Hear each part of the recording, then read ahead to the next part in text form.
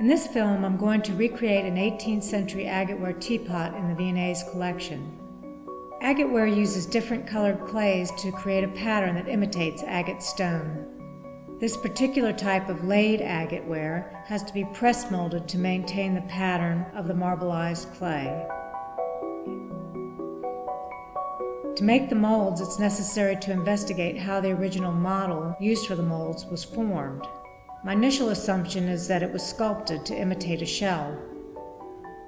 I'll start by measuring the V&A's piece and increasing the scale, taking account of the eventual shrinkage of the clay through drying and firing.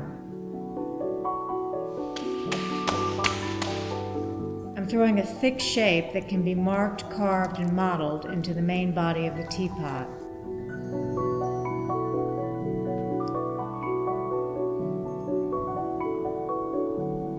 I'll do the same for all the additional parts: the lid, the serpent spout,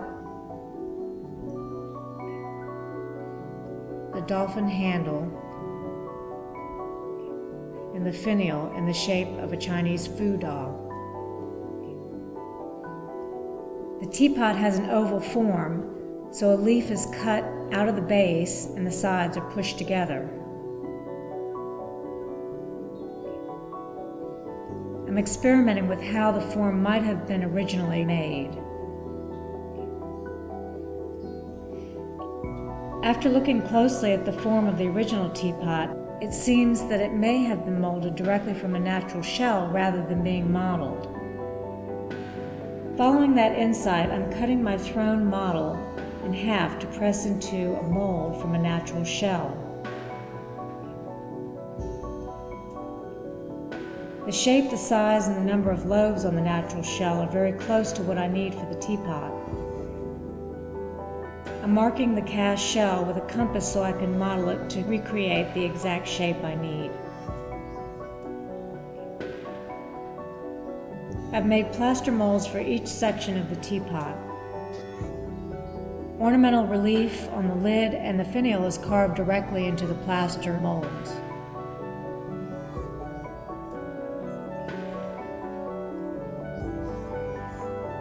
A slab of colored clays needs to be created to press into the mold.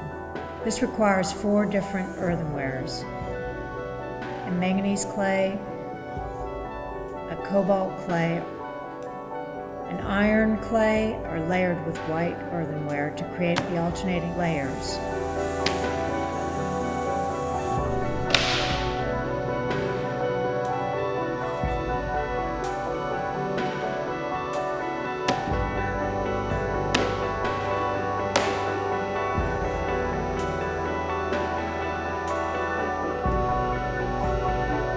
Layered slabs are turned into rolls and cut.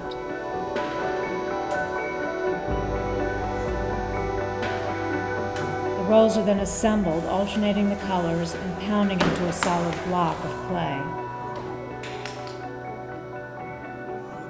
The block is sliced into layers and pressed into a thick slab between 2 sheets of paper to protect the patterning. A rolling pin is used to thin the slab. Based on my research, it became clear that the patterned slab of clay was sliced, and then the slices alternated to create a new pattern.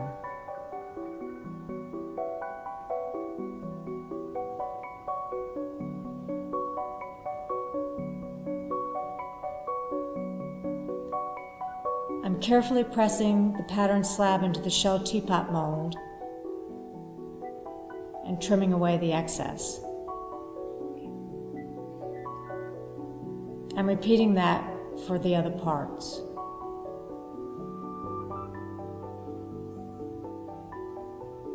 The edges are scored in preparation for joining the 2 halves of the mold together.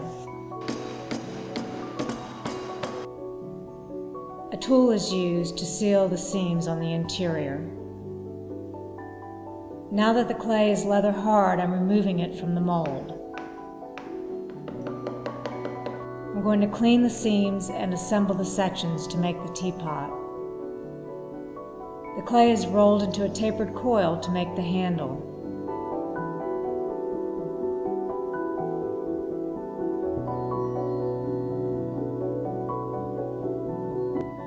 The handle has additional embellishment. An incised plaster sprig mold is used to create the eyes of the dolphin. A brass roulette makes the pattern on the dolphin's back. I'm piercing the holes that will let the tea flow from the body of the teapot into the spout. I'll now leave the pot to dry before bisque firing.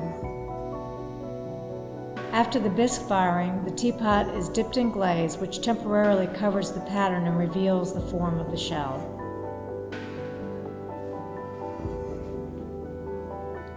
When the glaze firing is complete, the final colors are revealed.